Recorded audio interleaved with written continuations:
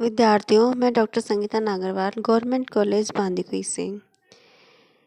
BA second year के विद्यार्थियों को इस वीडियो से पहले हम मुग़ल काल के बारे में बता रहे थे और मुग़ल काल के बारे में चर्चा करते हुए हमने बाबर, हुमायूं, अकबर तक के इतिहास की जानकारी दी थी। आज हम चर्चा करेंगे अकबर के बाद मुग़ल साम्राज्य के शासक की।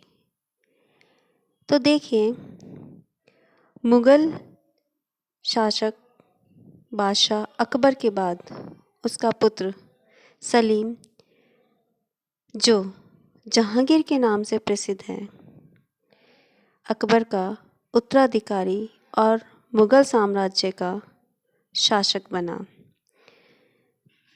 सलीम भगवत आराधना, संतों के संचित आशीर्वाद, अजमेर के ख्वाजा मोइनुद्दीन चिश्ती की दरगाह की पैदल यात्रा तथा फतेहपुर सीकरी के शेख सलीम चिश्ती के आशीर्वाद के पश्चात अकबर की पत्नी और आमेर की राजकुमारी मरियम उजमानी से 30 अगस्त 1569 ईस्वी को पैदा हुआ।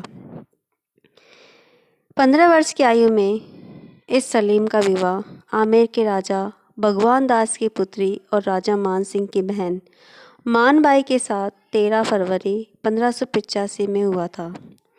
सलीम का सबसे बड़ा लड़का खुसरो इसी की संतान था। मानबाई ने 1604 ईस्वी में खुसरो के पितृभक्ति विहीन व्यवहार से दुखी होकर आत्महत्या कर ली थी। मानबाई के जीवन काल में ही सलीम ने अनेक रमणियों से विवाह कर लिए थे, जिसमें जोधपुर के मोटा राजा उदय सिंह की पुत्री जगत गुसाई उर्फ जोधाबाई का नाम विशेष रूप से उल्लेखनीय है, जिसकी संतान शहजादा खुर्रम, जो इतिहास में शाहजहाँ के नाम से प्रसिद्ध है, खुर्रम था। बाद में तो उसके अंतःपुर में स्त्रियों की संख्या 800 हो गई थी। जहांगीर के तीसरे पुत्र परवेज का जन्म उसकी एक बेगम साहिब ए जमाल से और शहरयार का जन्म एक रखेल से हुआ था। यही सलीम 3 नवंबर 1605 ईस्वी को आगरा के किले में राज्याभिषेक द्वारा मुग़ल साम्राज्य का शासक बना और उसने नूरुद्दीन मोहम्मद जहांगीर बादशाह गाजी की उपाधि धारण की, लेकिन वो शराब और अफीम का आदी था। 1600 कहा जाता है कि 1611 ईस्वी में उसने मेहरुन्निसा नूरमहल नूरजहाँ से शादी की। नूरजहाँ जो मुग़लों के ज़माने की सबसे ताकतवर महिला थी। इसने जहांगीर के शासनकाल में मुग़ल साम्राज्य में अपनी अहमियत प्रदर्शित की और मुग़ल राजनीति में प्रवेश किया। उस समय मुग़ल साम्राज्य प्रत्यक्ष और अप्रत्यक्ष रूप से नूरजहाँ द्वारा नियंत्रित था। तो ये नूरजहाँ कौन थी, किस तरह इसने मुग़ल साम्राज्य को नियंत्रित किया, इसकी चर्चा हम इस वीडियो में करेंगे। आज 18 दिसंबर को नूरजहाँ की पुण्यतिथि है और स्पेशली इसीलिए हम इस वीडियो को लेकर यहाँ आए हैं। तो देखिए, नूरजहाँ जिसकी जहांगीर से शादी, जहांगीर से विवाह, जहांगीर के इतिहास की सबसे महत्वपूर्ण घटना है। नूरजहाँ, जिसका बचपन का नाम मेहरुन्निसा है, इसके पिता, नूरजहाँ के पिता गयास बेग फारस के रहने वाले थे। यह बहुत ही गरीब थे और अपने पिता ख्वाजा मोहम्मद शरीफ कि मृत्यु के बाद अपने भाग्य को आजमाने के लिए अपनी गर्भिणी पत्नी, 2 लड़कों तथा 1 लड़की को लेकर भारत की ओर चल दिए थे। रास्ते में उसे बहुत कठिनाइयां बर्दाश्त करनी पड़ी, परंतु काफिले के मालिक मलिक मसूद ने उसकी काफ़ी सहायता की। कंधार के निकट उसकी पत्नी अस्मत बेग ने 1578 ईस्वी में एक कन्या को जन्म दिया, जिसका नाम मेहरुनिसा रखा गया। गरीबी के कारण इस नवजात शिशु को दंपति अपने साथ ले जाने में असमर्थ थे, अतः उसे एक पेड़ के नीचे छोड़कर वे आगे बढ़ गए। अभी कुछ दूर ही गए थे कि ममत्व के कारण माँ ने अपनी बच्ची को उठा लाने के लिए पति से प्रार्थना की। कहा जाता है कि जब गयास बेग अपनी बच्ची को लाने गया तो एक सर्प कुंडली मारे फन से बच्ची की धूप से रक्षा कर रहा था। शोर मचाकर सर्प को भगाकर वह बच्ची को उठा लाया। अनेक कष्टों का सामना करते हुए वे लाहौर पहुंचे, जहां उसके एक पुराने मित्र ने गयास बेग को अकबर की सेवा में नियुक्ति दिलवा दी। असाधारण योग्यता का धनी गयास बेग उन्नति करता हुआ काबुल प्रांत के दीवान के पद तक पहुंच गया। इसी बीच मेहरुनिसा मनोहारी युवती के रूप में विकसित हुई। अनुपम सौंदर्य और स्त्री सुलभ लक्षणों के कारण कहा जाता है कि युवराज सलीम उस पर मोहित हो गया। वह उससे विवाह करना चाहता था, परंतु अकबर को यह सब अच्छा नहीं लगा। अतः मेहरुनिसा का विवाह 1594 ईस्वी में फारस से आए एक साहसी युवक अली कुली बेग से संपन्न हुआ, जिसे बाद में एक शेर को मारने के उपलक्ष्य में सलीम ने शेर अफगान की उपाधि दी। जब जहांगीर बादशाह बना तो उसने शेर अफगान को बंगाल में बर्दवान की जागीर दी। शेर अफगान अपनी जागीर से संतुष्ट नहीं था और संभवतः उसने वहां पर हो रहे अफगानों के विद्रोह को दबाने में कोई उत्साह नहीं दिखाया, अतः उस पर राजद्रोही होने का अभियोग लगाया गया और जहांगीर ने बंगाल के तत्कालीन सूबेदार कुतुबुद्दीन खां को उसे दरबार में भेजने की आज्ञा दी। सूबेदार का आदेश मिलने पर शेर अफगान केवल 2 व्यक्तियों को लेकर 9 अप्रैल 1607 ईस्वी को कुतुबुद्दीन के शिविर में उपस्थित हुआ। कुतुबुद्दीन खान ने उसे बंदी बनाने का प्रयास किया। इससे क्रोधित होकर शेर अफगान ने उस पर कटार से घातक प्रहार किया, परंतु कुतुबुद्दीन के सैनिकों ने शेर अफगान और उसके 2 आदमियों के टुकड़े टुकड़े कर दिए। इसके बाद मेहरुनिसा और उसकी पुत्री लाडली बेगम को दरबार में लाया गया। विधवा मेहरुनिसा को अकबर की विधवा रुकैया बेगम, जिसे सलीमा बेगम भी कहा जाता है, की सेविका के पद पर नियुक्त कर दिया। मार्च 1611 में नौरोज के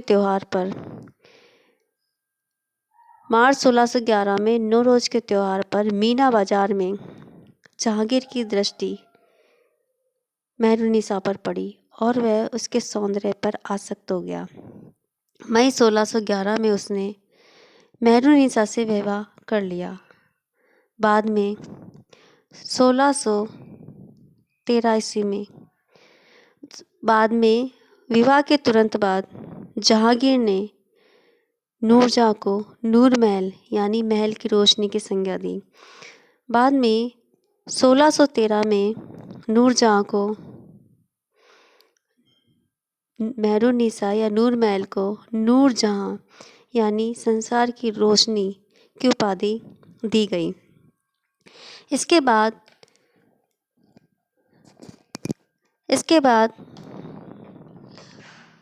जहांगीर ने नूरजहां को पट्टमहिषी और बादशाह बेगम की उपाधि भी प्रदान की।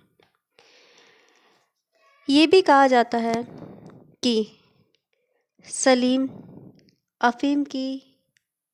अफीम और शराब की लत सलीम को लगी हुई थी और इसी वजह से वह राजकार्यों से दूर ही रहता था। अतः नूरजहां ने धीरे धीरे मुगल राजनीति में अपना प्रभाव जमाना शुरू कर दिया और उसने अपना प्रभाव जमाते हुए अनेक कार्य किए। असाधारण सुंदरी होने के अतिरिक्त नूरजहाँ बुद्धिमती, शील और विवेक संपन्न भी थी। उसके साहित्य, कविता और ललित कलाओं में विशेष रुचि थी। उसका लक्ष्य भेद अचूक होता था। 1619 में उसने एक गोली से शेर को मार गिराया था। इन समस्त गुणों के कारण उसने अपने पति पर पूर्ण प्रभुत्व स्थापित कर लिया था, जिसके फलस्वरूप जहांगीर के शासन का समस्त भार उसी पर आ पड़ा था। सिक्कों पर भी उसका नाम खोदा जाने लगा और वह महल में भी दरबार करने लगी। इसके अलावा पुरुषों के लिए आरक्षित स्थान पर भी वह आने लगी। शिकार तो वह खेलती ही थी, सार्वजनिक इमारतों की डिजाइन भी वो तैयार करती थी, औरतों की मदद करती थी, गरीब लड़कियों की शादियां करवाती थी। इसके अतिरिक्त जब जहांगीर को बंदी बनाया गया था तो उसे छुड़ाने के लिए उसने सेना का भी नेतृत्व किया। इसके अलावा वो महल में ही दरबार लगाने लगी थी और साथ ही बादशाह के साथ जरों का दर्शन भी देने लगी थी। इसके अतिरिक्त उसने अपने परिवारजनों को ऊंचे पदों पर नियुक्त किया और उसने किस तरह से मुगल राजनीति में प्रवेश किया, इसकी चर्चा हम लगातार करेंगे। नूरजहाँ ने राजकीय कार्यों में हाथ बटाना आरंभ कर दिया और धीरे धीरे शासन की समस्त सत्ता अपने हाथ में ले ली। जहांगीर उसके सौंदर्य एवं ताजगी के प्रभाव से अभिभूत था। उसके संबंधियों को दरबार में उच्च पद देकर विभिन्न उपाधियों से विभूषित किया गया।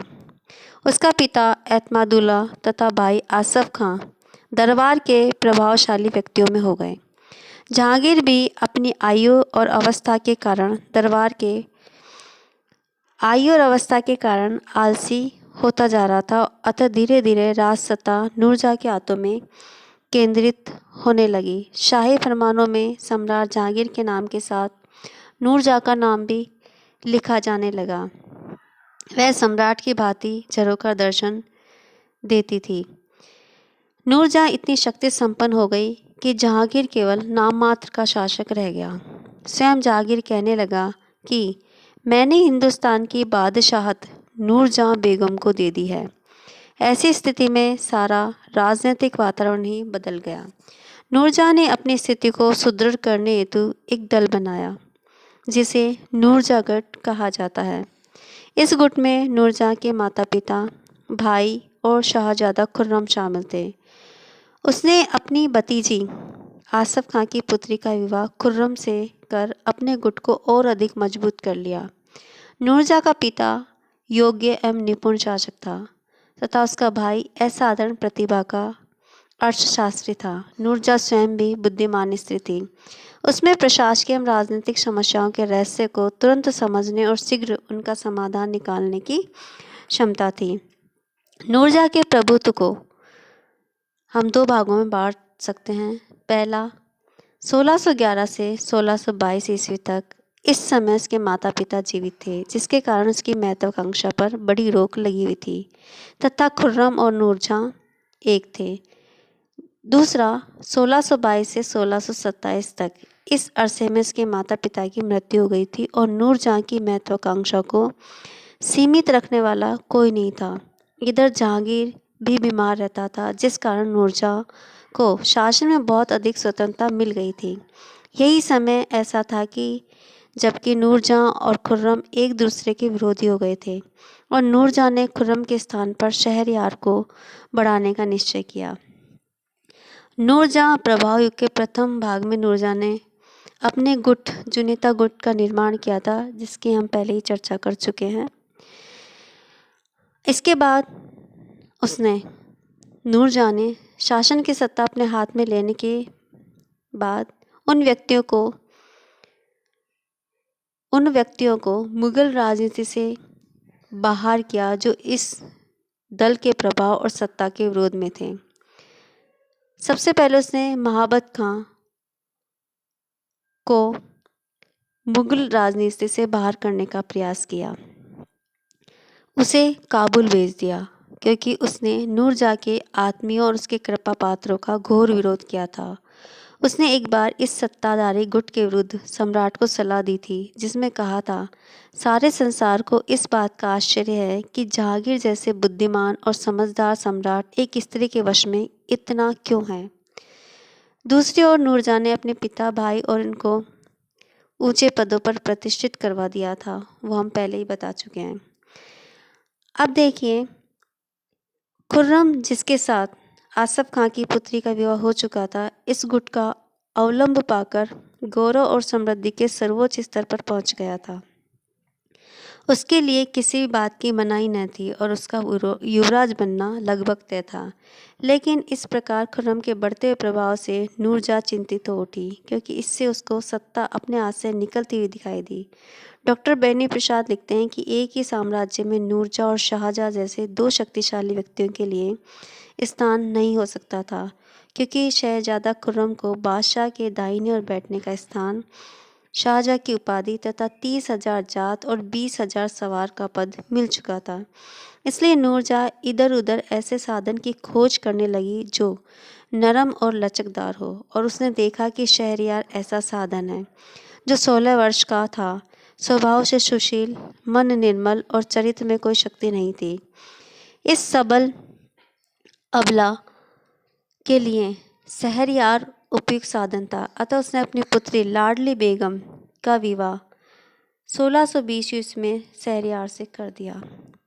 नूरजहाँ ने अपने प्रभाव के दूसरे भाग 1622 से 1627 ईस्वी में अधिक स्वच्छंद होकर कार्य करना शुरू किया, क्योंकि 1621 ईस्वी में उसकी माता असमत बेगम और 1622 में पिता एतमादुल्ला की मृत्यु हो चुकी थी और अब उस पर नियंत्रण रखने वाला कोई नहीं था। फिर अब बादशाह भी बीमार रहता था और वह शासन के कार्यों में भाग नहीं ले पाता था, अतः वह सभी ओर से मुक्त हो गई। ऐसी स्थिति से नूरजहाँ ने अपनी पुत्री लाडली बेगम का विवाह शहरयार, जिसका उपनाम निखट्ट था, के साथ कर दिया और उसे गद्दी पर बैठाने की योजना बनाने लगी, जिससे उसका भाई भी नाराज हो गया। अब उसने खुर्रम की शक्ति को नष्ट करने का प्रयत्न किया तो खुर्रम ने विद्रोह कर दिया। इस प्रकार नूरजहाँ की नीति ने साम्राज्य में गृह कलह के बीज बो दिए। नूरजहाँ ने खुर्रम को दबाने के लिए महाबत खां को अपने पक्ष में किया और शहजादा परवेज के साथ उसे खुर्रम के विद्रोह को दबाने का उत्तरदायित्व सौंपा। उन दोनों ने खुर्रम को स्थान स्थान पर हराया और उसकी कीर्ति को धूल में मिला दिया। इस प्रकार खुर्रम के विद्रोह को पूर्ण रूप से दमन कर दिया गया, परंतु इससे महाबत खां और परवेज की शक्ति बढ़ गई।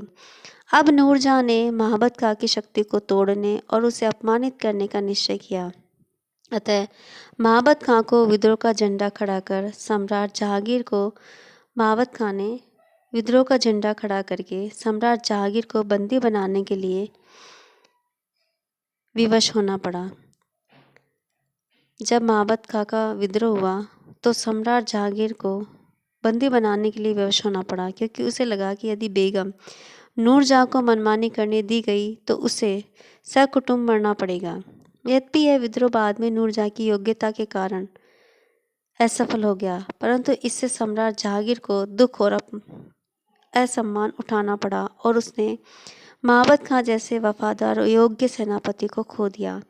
इस प्रकार नूरजहाँ की राजनीति में खुले हस्तक्षेप ने जहांगीर के अंतिम समय में दो विद्रोहों को जन्म दिया, जिन्होंने साम्राज्य की शक्ति और सम्मान को भारी हानि पहुंचाई। खुर्रम के विद्रोह के बारे में डॉक्टर S.R. शर्मा ने लिखा है कि 3 वर्ष के रक्तपात, धन और जन की हानि के पश्चात यह निष्फल विद्रोह समाप्त हुआ, जिससे साम्राज्य की परेशानी बढ़ने और उसे दुर्बल करने के अतिरिक्त लाभ किसी को नहीं हुआ। यदि नूरजहाँ शासन शक्ति को अपने हाथ में रखने के उद्देश्य से शहरयार को सिंहासन रूढ़ करने के लिए तत्पर न होती तो संभवतः खुर्रम विद्रोह के लिए तैयार नहीं होता और महाबत खां के विद्रोह का तो प्रश्न ही नहीं उठता। इस प्रकार नूरजहाँ का राजनीति में हस्तक्षेप मुगल साम्राज्य के लिए हानिकारक सिद्ध हुआ। अब इसके आगे देखिए, नूरजहाँ के अंतिम दिन और उसकी विशेष योग्यताएं। जहांगीर के जीवन काल में नूरजहां सर्वशक्ति संपन्न रही, किंतु 1627 ईस्वी में जहांगीर की मृत्यु के उपरांत उसकी राजनीतिक प्रभुता नष्ट हो गई। हालांकि नूरजहां साहित्य, कविता, ललित कलाओं में निपुण थी, इत्र निर्माण, जेवरात, परिधान, फैशनेबल डिजाइन के विकास में उसका अहम योगदान था। उसने अपनी शादी के समय नूर महली नामक बहुत सुंदर पोशाक बनाई, जो बहुत अधिक दिनों तक चर्चा में रही। इसके बाद उसने कई बेहतरीन पेंटिंग्स भी बनवाई, जो मुग़ल कला पद्धति का बेजोड़ नमूना है। इसके अलावा नूरजहां ने बेहतरीन बगीचे और शानदार वास्तुकला के निर्माण में भी योगदान दिया, जो देखने लायक है। नूरजहां ने फारसी में छंद भी लिखे और एक पुस्तकालय का निर्माण भी कराया। इतनी निपुण विदुषी स्त्री नूरजहां की मृत्यु 1645 ईस्वी में हो गई। अपनी मृत्यु पर्यंत तक का शेष जीवन उसने लाहौर में बिताया। उसकी कलात्मक रुचि का प्रमाण उसके भव्य आकर्षक मकबरे में भी उपलब्ध है, जिसे उसने अपने पिता एतमादुल्ला के अस्थि अवशेषों पर आगरा में बनवाया था। कलाविदों के अनुसार यह मकबरा बारीक और साज सज्जा की दृष्टि से अनुपम है। तो निष्कर्ष यही निकलता है कि जिस मुग़ल सत्ता की स्थापना बादशाह बाबर ने की थी, उस मुग़ल साम्राज्य की सबसे ताकतवर, बुद्धिमान स्त्री नूरजहां थी, जो एक नौकरानी से बढ़कर मुग़ल साम्राज्य की शासिका बनी और उसने मुग़ल साम्राज्य के राजनीति में अपना महत्वपूर्ण योगदान दिया और किसी हद तक वो मुग़ल साम्राज्य के पतन का कारण भी बनी। तो आज उनकी पुण्यतिथि के अवसर पर हम आपके लिए वीडियो लेके आए हैं। इससे आगे हम देखेंगे जहांगीर के विशेष कार्य और उसकी उपलब्धियां। इसकी चर्चा हम अगली वीडियो में करेंगे। तब तक के लिए नमस्कार, धन्यवाद।